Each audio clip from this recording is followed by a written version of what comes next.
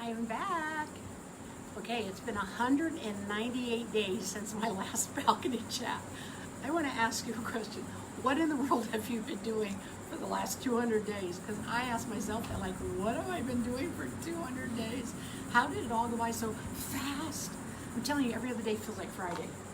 Okay, so we start, let's call it a little new series. Surrender Your Junior God Badge, Every Woman's Battle with Control. What is interesting about all this, I'm not going to be wearing this little lanyard throughout the whole thing lest you get dizzy looking at what will look backwards. These are all the various Junior God badges I've collected over the years. Once I started teaching this, people started making them. You know, they're big t-shirts. I mean, it's incredible stuff. I have gathered them around my neck because I am an owner of a Junior God badge because I am a female. And being a daughter of Eve, I have one. In fact, I have several. You know, you get heirlooms from grandmothers, mothers. From our mother Eve, we got the propensity to want control, which means independence rather than dependence upon God. Not a nice theme maybe, but if you look at it closely, it can be very liberating. Because once you get that's why you do that, ooh, I gotta stop this stuff. And your family would say, thank God, get those badges off. What's interesting about badges is they're symbolic of something about you. You know, like police officers, they have their badges. Military men have badges based on their ranking, so it defines a ranking. Well, for us, for controlling women, we have badges. We probably could have them color coordinated to our outfits. This doctor's wife says, oh, I have them in every color. I'm so controlling. And how wonderful that she'd admit it. I know more women that actually don't think they're controlling. And they don't think they're that anxious. My husband goes, you're gonna have a hard time because not all women think anxiety and control are the same. Okay, well, let's fasten your seatbelt. What is ironic? Anxiety has moved back into my guest bedroom. During this, I would say the strong part of the pandemic last year, you know, I was very anxious, you know, concerned for my husband and I both because we both have lung issues, we always have. And there's a lot of anxiety, and I could say, oh Lord, I trust you. I know you control my breath, my destiny. I would repeat those things. I pray about it, but just watch how things were so out of control. And then a beloved doctor dies who we love and who was cheering us on through being healthy. And I'm like, okay, so I was constantly repenting. I know I have an issue. Well, fast forward to when I finally stopped the balcony chat. This summer I was asked, are you going to do a balcony chat this fall? And I made this statement. I'm embarrassed to admit it. I said, you know, I'm kind of thinking that maybe the balcony chats were just for the pandemic when people were in their homes, they couldn't go out, you know, we're all quarantining and etc. And I said, I'm not sure that I don't know that there's a need for another balcony chat series. How ironic. I'm studying one day in Acts 13:36. I find this verse that says, and when David had finished his purpose in his generation, he fell asleep. And immediately I thought, wow, have I finished my purpose in my generation? Well, I looked up also, you know, purpose, God's plan, etc. But then it said when he had served his purpose. And the word served means rowing. And the Lord's like, hey, your hands still have oars. Keep rowing, girl. So I'm like, okay, I'm doing the balcony chat. At least I know for the fall. Well, little did I know that Surrender Your Junior God badge, the propensity to control, the anxiety that comes along with that propensity, that this was going to be another, I call it deja vu, pandemic 2. I had no idea what was going to be going on when I said yes to doing this again. Now, Eve. Thank you, Eve, for choosing independence over dependence. That's what actually control is. When I'm trying to control, I am independently going about my life. And for those of us who are real driven, disciplined, list makers, you know, try to get so much done in every day, pack every hour full, it looks like strength. But too often, control is fueled by fear, anxiety, and poor self-esteem. Now that is a lot to unpack, and we're going to look at that in the weeks to come. So calm down, everybody. But anxiety is automatic if you're a female and you have a pulse. And the same for men. We just manifest it differently. In the curse of Eve in Genesis 3:16, it says, in her anxiety, she'll have increased anxiety in life, in childbirth, in her relationship with her husband. It says for the man in Genesis 3:17, and in his worrisomeness, he will have increased anxiety. So we all have anxiety, we worry. We just manifest it. Women are more emotional, so it's more obvious. Men, they keep a lot underground, so they just have heart attacks instead. When I think about when did I get this message, where was it born? It was actually birthed during a time when my life was as out of control, crazy life I felt, and I kept trying to get ahead of the demands of my everyday. And one day I was thinking about it, and I had been working on the names of God, and then I was looking at the character of God, omnipotent, omniscient, omnipresent, and I began to go, oh, women, because remember, why did she touch the tree? So she could have the knowledge of good and evil, Genesis 3:5, and Satan said, and then you will be like God. And those of us who have our BLB little app, look up that, and it says like God, it means like Elohim, little junior Elohim. I've decided I'd rather be a junior, and so here's my little junior God badges I have on. Well, what I didn't realize, I started thinking through how much I try to be omnipresent. I don't want to miss a thing of something's going on in the life of someone I love. I'm omniscient. I want to know everything about every situation so I don't mess up. Omnipotent, do all. Don't worry, I can get it. Don't worry, I'll do it. Give me a minute, I've got it. Omnipotent, really? And like they always say, oh, girl, you've got it. You can do it all. No, you can't. And that's one of the biggest lies. And we're believing the same liar from the very beginning, that independence is better than dependence. Anxiety, control, versus peace and reliance in awe of God's sovereignty. Got to choose those. Well, I was thinking about the last balcony chat and the irony of this moment, because anxiety and control. Well, the last balcony chat was on Yahweh Shema and Yahweh Shalom. Well, Shema means the Lord is here. Where is he? He's in the portable tabernacle. When I was born again, I became a portable tabernacle. Shema is here. Wait a minute. Yahweh Shalom, it means he gives me his peace. Where? In my frontal cortex, where I make my decisions, where I think so much. He wants to give me peace rather than fear. Well, ironically, controlling women have lots of fear, which we're going to deal with next week. And fear and anxiety are like salt and pepper. Well, controlling women. Now, some of you are listening to this going, well, I don't have a problem with control, but my sister-in-law certainly does. Or I don't have a problem with control, but my mother really did. Or I don't have a problem with control, but my mother-in-law. We can always think of everybody else because we don't want to look at our own propensity. And what's so sad, I developed this material during a time when I was trying to write books, speed, be there for everything in my children's life, not skip a beat with my husband, just be all, end all, yay, yay, yay, yay, yay. And I end up with these panic attacks in my 40s. I'm like, what in the world's going on? And I'm trying to be Elohim Junior. Like when you're stressed out, you just need to take a breath. And it's not just expel the stress, but expel the pride that actually thinks we can control this untamable world. We are outside the garden. We can't tame this place. And the head chick in charge always thinks, but I know there's something we can do. I just know there's something we can do. We want to tame the untamable rather than give it to God. Only he can control this. Only he can move. Only he can fix. Only he can heal. I'm always trying to help him out. I feel like he's so busy. Look what's going on all over the world right now. It's horrible. He's got big matters to tend to. I'm like, hey, I'll cover West Palm Beach. Like, there's a little junior Elohim, the junior God badge on her. It's funny, my friend Sandy Wellman, she made me my first junior God badge, and when she brought it to one of the presentations of the materials, so I've got a junior God badge for you. I go, you made me a visual? And she pulls out this big plate. I thought, did you have to make it so big? And the Lord said to me as I was walking to the platform with my big old badge on, he's like, Jackie, she made it big because, girl, you are controlling. And I'm like, well, that's not very nice. But when you look where control comes from, I said to my husband just a few minutes ago, control wasn't a word we used a lot of in the early 90s. Maybe we were very well aware of what we couldn't control. Maybe a lot of our lives were so out of control, hey, are you kidding? I can't control it. But when I realized that control is an outgrowth of fear. insecurity, lack of self-esteem. So conversely, the more secure I become, the more I see myself in the image of God, fearfully and wonderfully made, the more I trust in His script, what the plan He has for me, that He cares about, He wrote it, and He will accomplish it, then the less controlling I have to be.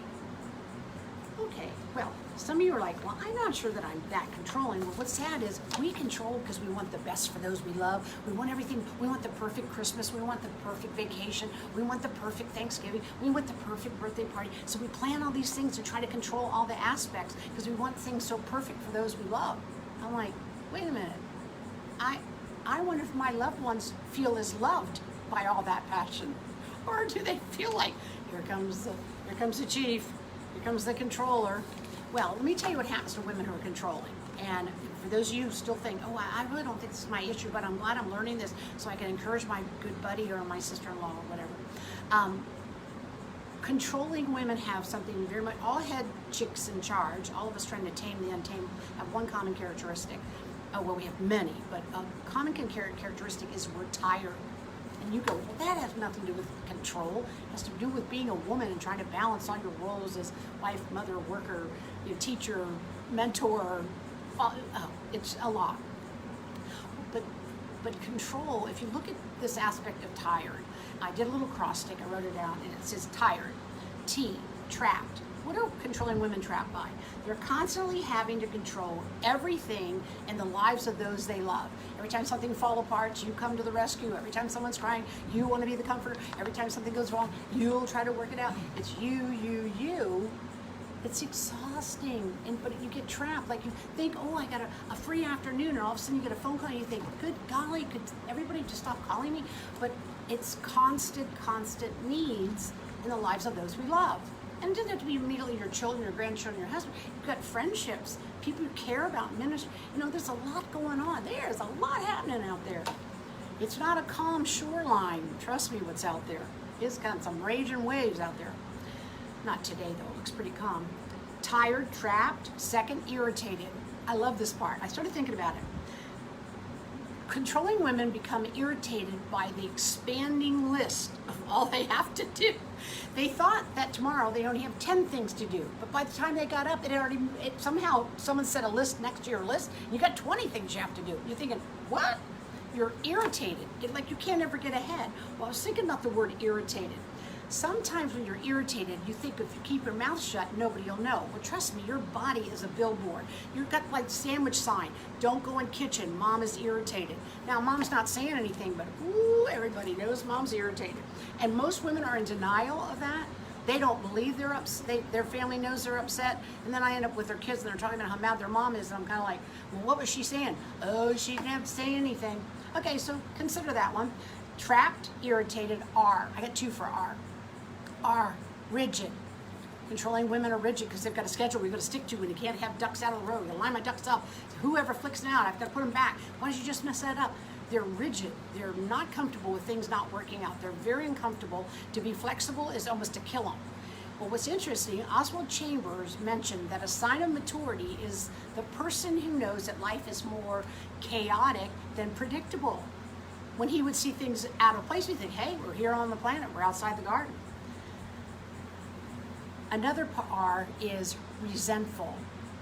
That irritated woman who's got her mouth closed, she's resentful because she gets called a certain name, nag, witch, here comes the nag. They don't say it, but you see the rolled eyeballs. They use the B word, not in my group, but I've known people call those words because people are like exhausted by they're constantly trying to control everything, whether it's what you eat, where you go, what you do, what you buy, what you wear. Whoo! Anyways, that person ends up, the next aspect of tired is E, exhausted. Well, you said, well, tired is exhausted, but wait a minute, this is a deeper exhaustion. Stress wears you out that even if you're not talking, people can see how exhausted you are. I know of a young woman who was seeing her counselor, and she said something to me about it. I love to hear what counselors tell people because I can get in on what they're learning. She says, one of the first things my counselor said after I had shared everything, the counselor says, girl, well, he didn't say girl, that's what I would have said. He said, you are too young to be this stressed. And I thought, are you kidding? I've seen junior hires that are stressed. I know elementary kids that are stressed. What is that from? Once again, we're trying to tame the untamable, and we're modeling that for our children. So then they're stressed out of what they can't control. When really, well, that's a full-time job. And last, defensive. This is a telltale sign. Next time this happens, you're probably thinking, oh, that's what Jackie said.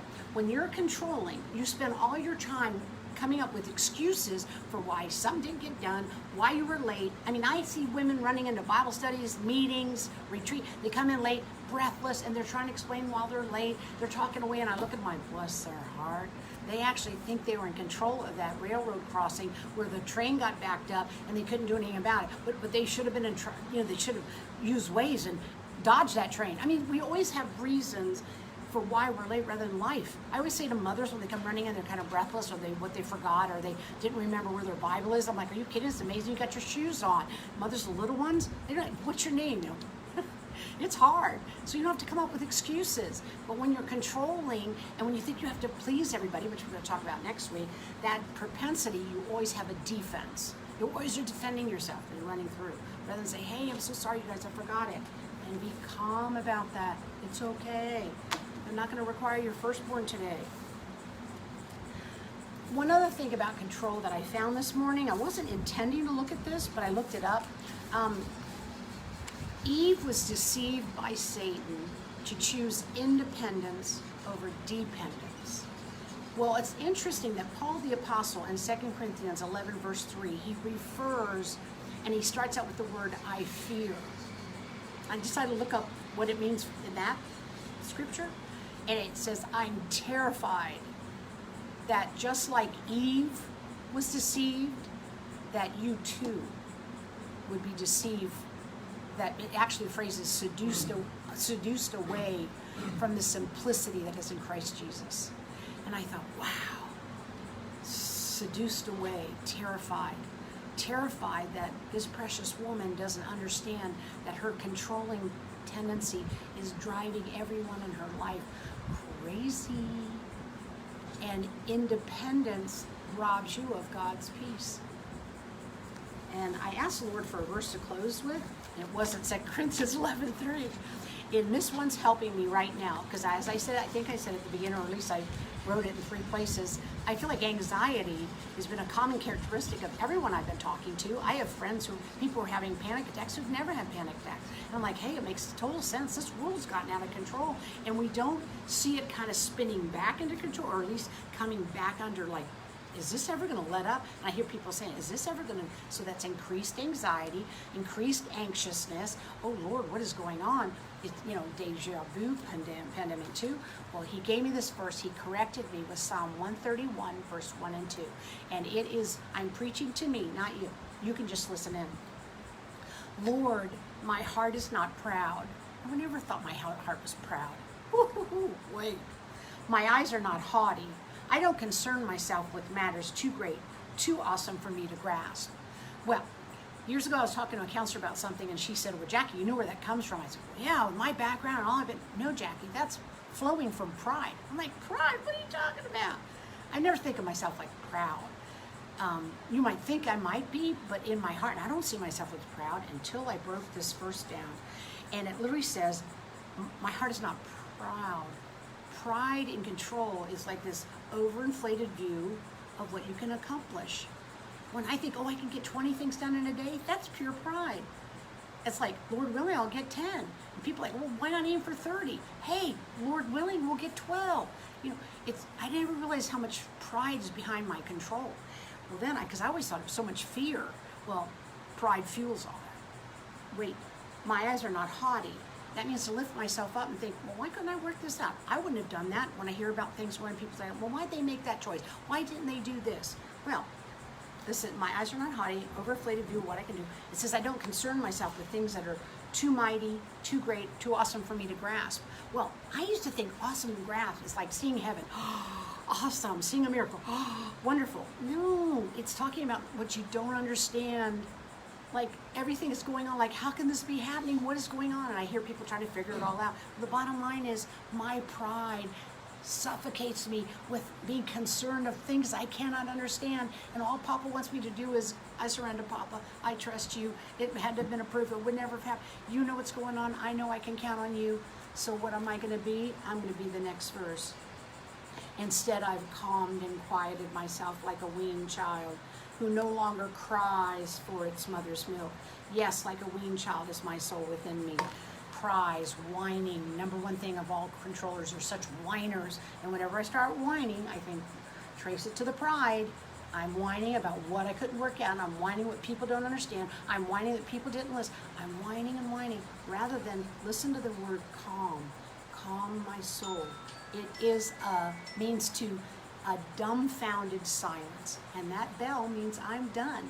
But with dumbfounded silence, not in like a bad way, but a good way. I'm in dumbfounded silence before the King of Kings, who is not on vacation, is not asleep, and he has not lost control of the universe. So I can rest in that. And next week we'll look at the fuel line. You've got pride as the base, and then you've got this fuel going up, and it's fear, and it's hidden, it's camouflage, and we're going to look at it next week. Thanks for joining me. Psalm 131, 1 and 2. Stop whining and trust Him with the awesome things we see, whether good or bad. Blessings, you all.